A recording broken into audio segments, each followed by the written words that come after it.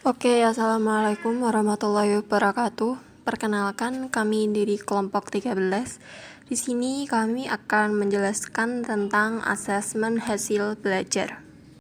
Jadi terkait materi yang akan kami sampaikan tentang asesmen hasil belajar, yaitu ada pengertian asesmen, sejarah asesmen, lalu ada tujuan asesmen, ada prinsip-prinsip asesmen, ada asesmen autentik, dan juga ada asesmen portofolio.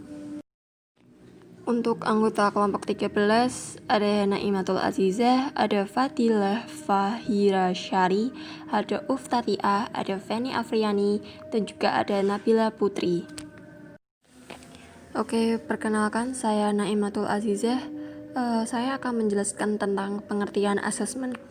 Asesmen merupakan proses mendokumentasi melalui proses pengukuran, pengetahuan, keterampilan, sikap, dan keyakinan peserta didik.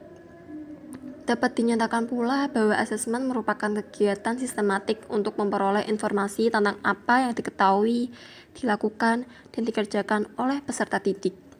Metode dan alat yang digunakan dalam asesmen antara lain observasi, asesmen mandiri oleh peserta didik, tugas praktik harian, contoh hasil pekerjaan peserta didik, tes tertulis, skala penilaian, proyek, laporan tertulis, review kinerja, dan juga asesmen portofolio. Oke, selanjutnya ada sejarah asesmen. Nah, kegiatan asesmen muncul pertama kali di Cina pada tahun 206 sebelum Masehi ketika dinasti Han memperkenalkan ujian untuk membantu proses seleksi pegawai kerajaan. Meskipun objektivitas asesmen itu banyak yang mempertanyakan, namun asesmen ini dipandang sangat bermanfaat dalam proses seleksi penempatan orang-orang yang menjadi kesayangannya. Pada tahun 822 setelah Masehi, Dinasti Tang melaksanakan ujian tertulis bagi calon pegawai kerajaan. Ujian itu berlangsung beberapa hari yang lulus mencapai 2%. Calon pegawai yang berhasil kemudian diberikan asesmen lisan oleh raja. Tujuan asesmen menurut Herman Axbacher and Winters 1992, asesmen memiliki dua tujuan, yaitu tujuan isi dan tujuan proses. Asesmen yang berkaitan dengan tujuan isi digunakan untuk menentukan seberapa jauh peserta didik telah mempelajari pengetahuan dan keterampilan spesifik. Dalam hal ini, asesmen harus terfokus pada hasil belajar peserta didik. Sedangkan asesmen yang berkaitan dengan proses digunakan untuk mendiagnosis kekuatan dan kelemahan peserta didik serta merencanakan pembelajaran yang sesuai dengan kondisi peserta didik. Tujuan asesmen pembelajaran pada dasarnya tergantung pada penggunaan jenis-jenis asesmen. Ada 4 jenis asesmen dalam pembelajaran, yaitu A. Asesmen formatif dan sumatif. Asesmen sumatif dilaksanakan di akhir pembelajaran dan digunakan untuk membuat keputusan tentang kenaikan kelas peserta didik. Sedangkan asesmen formatif dilaksanakan selama proses pembelajaran berlangsung. B. Asesmen objektif dan subjektif. Asesmen objektif merupakan bentuk pertanyaan yang memiliki satu jawaban yang benar, sedangkan asesmen subjektif merupakan bentuk pertanyaan yang memiliki lebih dari satu jawaban yang benar atau lebih dari satu cara mengungkapkan jawaban yang benar. C. Asesmen acuan patokan dan acuan normatif. Asesmen acuan patokan biasanya menggunakan tes acuan patokan, merupakan asesmen yang digunakan untuk mengukur kemampuan peserta didik berdasarkan kriteria yang telah ditetapkan sebelumnya.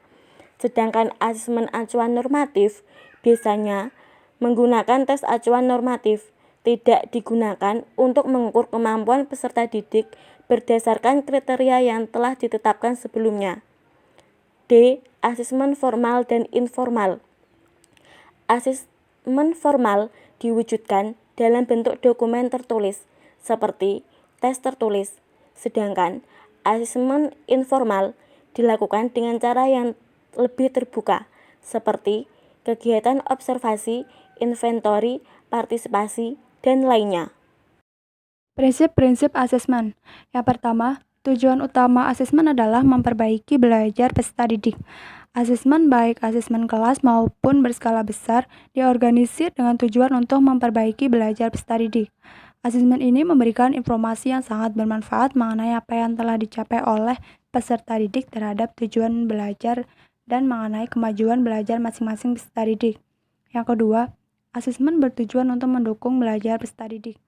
Asesmen dilakukan secara sistematis, penilaian yang dilakukan secara menyeluruh dan utuh yang memuat masalah perilaku peserta didik, sikap dan kreativitas peserta didik dimaksudkan untuk mendukung belajar peserta didik.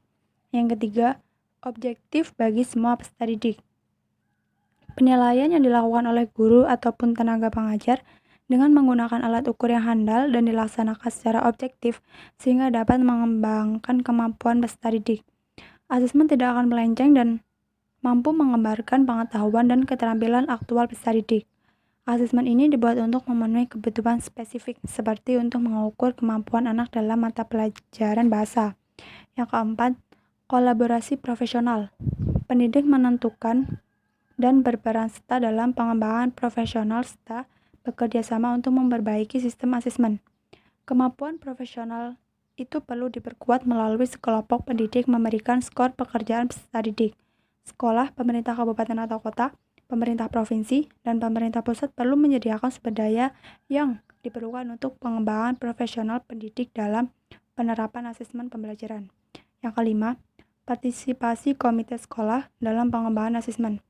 Diperlukannya keterlibatan orang tua, anggota masyarakat, peserta didik, tenaga kerja dalam pengembangan asesmen.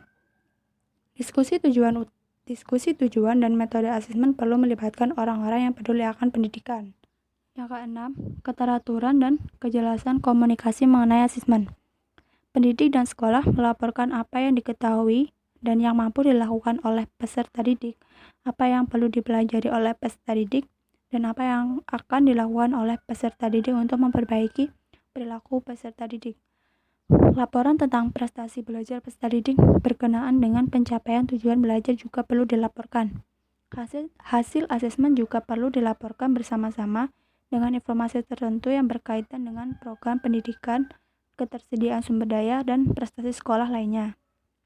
Peninjauan kembali dan perbaikan asesmen.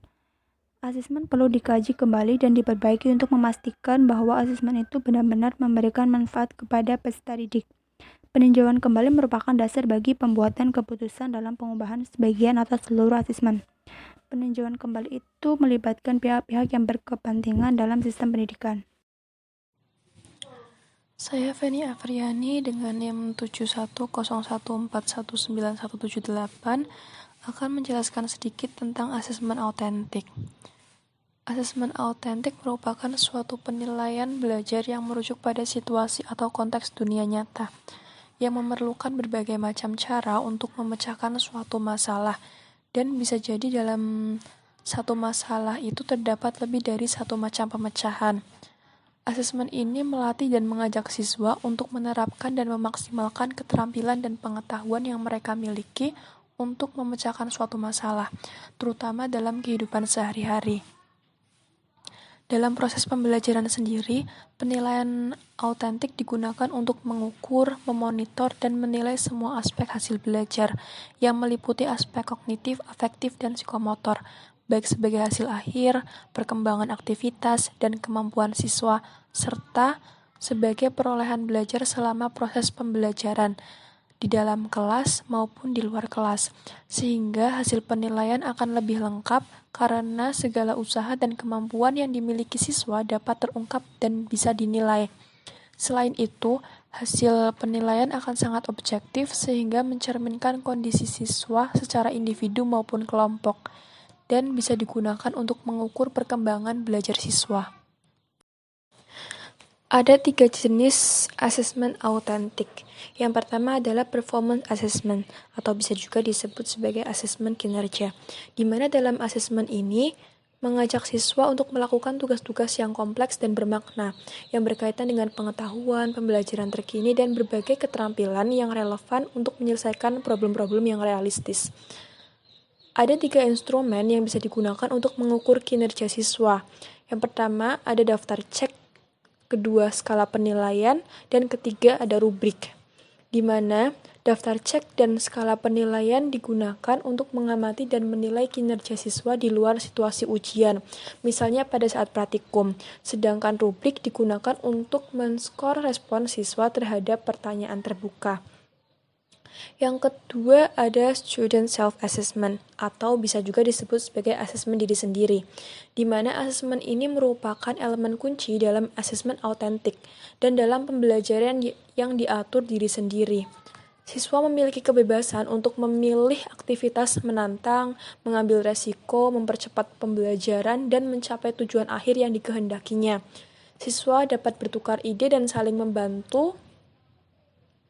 Siswa dapat bertukar ide dengan temannya dan saling membantu dan saling mendukung. Jadi pada intinya itu, asesmen diri sendiri ini membebaskan pembelajar untuk mengatur dirinya sendiri, mau melakukan apa, dan setelah dia melakukan aktivitasnya itu, dia akan mengevaluasi diri sendiri, apakah dia berhasil atau tidak. Yang ketiga ada portfolio assessment, atau bisa juga disebut dengan asesmen portofolio, di mana penilaian ini menggunakan sistem pengumpulan karya-karya siswa yang dianalisis untuk menunjukkan kemampuan siswa sesuai dengan tujuan instruksional. Untuk lebih jelasnya lagi, asesmen portofolio akan dijelaskan oleh teman saya. Assalamualaikum warahmatullahi wabarakatuh. Perkenalkan, nama saya Nabila Putri Sivana.